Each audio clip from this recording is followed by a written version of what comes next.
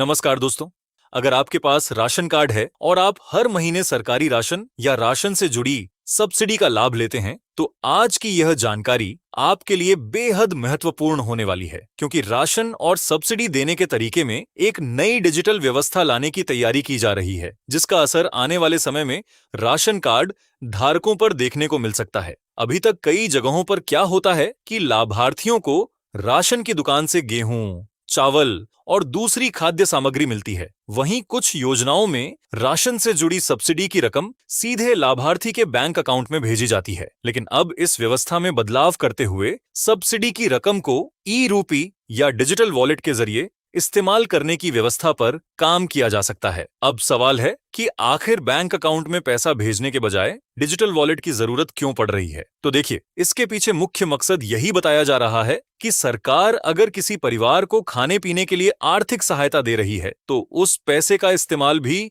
खाने पीने की जरूरी चीजों को खरीदने में ही हो, क्योंकि कई बार बैंक अकाउंट में पैसा आने के बाद परिवार की दूसरी जरूरतें सामने आ जाती हैं और वही पैसा किसी दूसरे काम में खर्च हो जाता है। बाद में राशन या खाद्य सामग्री खरीदने के लिए परिवार को अलग से पैसे की जरूरत पड़ती है। इसी तरह की परेशानी को देखते हुए कुछ क्षेत्रों में 1 सितंबर 2026 से इस तरह की डिजिटल व्यवस्था शुरू करने की तैयारी की जा सकती है। लेकिन ध्यान रखिए, इसका मतलब यह बिल्कुल नहीं है कि 1 सितंबर से पूरे देश के सभी राशन कार्ड धारकों के लिए यह नियम लागू हो जाएगा। इसे पहले कुछ चुनिंदा क्षेत्रों में शुरू किया जा सकता है और फिर धीरे धीरे दूसरे राज्यों में बढ़ाया जा सकता है। अब इस नए सिस्टम में होगा क्या? अगर आपके राज्य या क्षेत्र में यह व्यवस्था लागू होती है और आप पात्र लाभार्थी हैं, तो राशन से जुड़ी सब्सिडी की रकम आपके सामान्य बैंक अकाउंट में आने के बजाय डिजिटल वॉलेट में भेजी जा सकती है। इस राशि का इस्तेमाल केवल अधिकृत दुकानों पर स्वीकृत खाद्य सामग्री खरीदने के लिए किया जा सकेगा। यानी यह पैसा सामान्य कैश की तरह नहीं होगा कि आपने पैसे प्राप्त किए और कहीं भी जाकर खर्च कर दिए। इस राशि से गेहूं, चावल, दाल और दूसरी जरूरी खाद्य सामग्री खरीदी जा सकती है। लेकिन इसी पैसे से कपड़े, जूते, मोबाइल फोन, रिचार्ज या दूसरी गैर खाद्य चीजें खरीदने की अनुमति नहीं होगी। वहीं इस व्यवस्था में एक अच्छी बात यह भी हो सकती है कि लाभार्थियों को निर्धारित खाद्य सामग्री में से अपनी जरूरत और पसंद के हिसाब से सामान चुनने का विकल्प मिले। मान लीजिए किसी परिवार को गेहूं ज्यादा चाहिए और किसी को चावल या दाल की जरूरत है, तो उपलब्ध विकल्पों में से अपनी जरूरत के अनुसार खाद्य सामग्री खरीदी जा सकती है। हालांकि कौन कौन सी चीजें खरीदने की अनुमति होगी, यह संबंधित राज्य या विभाग के नियमों पर निर्भर करेगा। अब बात करते हैं इस डिजिटल वॉलेट में आने वाले पैसे की समय सीमा की। बताया जा रहा है कि इस राशि को एक निश्चित समय के अंदर इस्तेमाल करना जरूरी किया जा सकता है। कुछ प्रस्तावों में लगभग 30 दिनों के अंदर पैसा इस्तेमाल करने की बात सामने आ रही है। अगर तय समय के अंदर राशि का इस्तेमाल नहीं किया गया, तो वह रकम वापस भी जा सकती है। हालांकि यह नियम हर जगह बिल्कुल इसी तरह लागू होगा या नहीं, इसकी पुष्टि आधिकारिक दिशा निर्देश आने के बाद ही होगी। अब सवाल है कि इस पैसे से खरीदारी कैसे होगी। बताया जा रहा है कि अधिकृत राशन या खाद्य सामग्री की दुकानों पर क्यूआर कोड के जरिए भुगतान की सुविधा दी जा सकती है।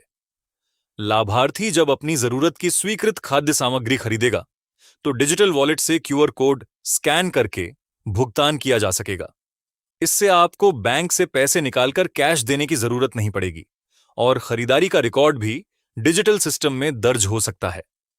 इससे सरकार के लिए यह पता लगाना आसान हो सकता है कि किस लाभार्थी को कितनी राशि मिली और उसका इस्तेमाल किस प्रकार की खाद्य सामग्री खरीदने में किया गया।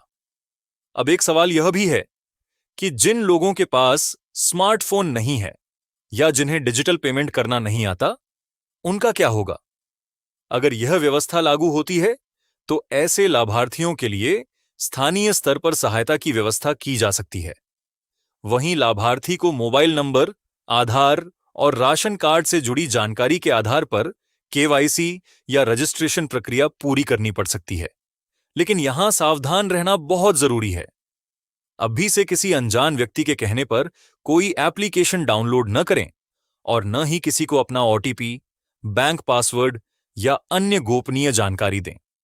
जब आपके राज्य में यह व्यवस्था लागू होगी, तो रजिस्ट्रेशन और केवाईसी की सही प्रक्रिया संबंधित विभाग की तरफ से बताई जाएगी। बताया जा रहा है कि शुरुआत में कुछ चुनिंदा क्षेत्रों या केंद्र शासित प्रदेशों में इस व्यवस्था को आजमाया जा सकता है। इसके बाद इसे राजस्थान, उत्तर प्रदेश, मध्य प्रदेश, महाराष्ट्र, कर्नाटक, ओडिशा, बिहार और दूसरे राज्यों तक चरणबद्ध तरीके से बढ़ाने की तैयारी हो सकती है। लेकिन यहां एक बात सबसे जरूरी है, 1 सितंबर 2026 की तारीख को देखकर यह बिल्कुल मत मानिए कि इस दिन से पूरे देश में राशन की सब्सिडी बैंक अकाउंट में आना बंद हो जाएगी। ऐसा जरूरी नहीं है। हर राज्य में व्यवस्था अलग समय पर लागू हो सकती है और कई जगह मौजूदा व्यवस्था ही जारी रह सकती है। आपके राज्य में यह सिस्टम कब शुरू होगा? कौन कौन से राशन कार्ड धारक इसमें शामिल होंगे? कितनी राशि मिलेगी? किन चीजों को खरीदने की अनुमति होगी? और रजिस्ट्रेशन कैसे होगा?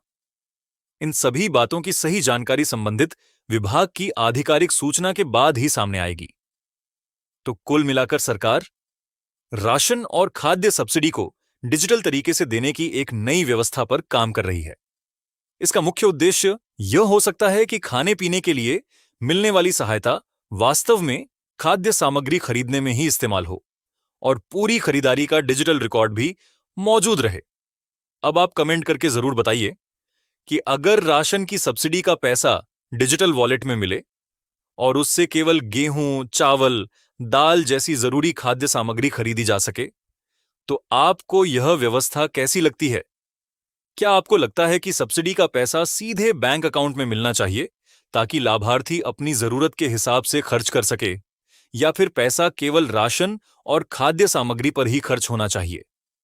और यह भी बताइए कि आप यह वीडियो किस राज्य और किस जिले से देख रहे हैं। धन्यवाद।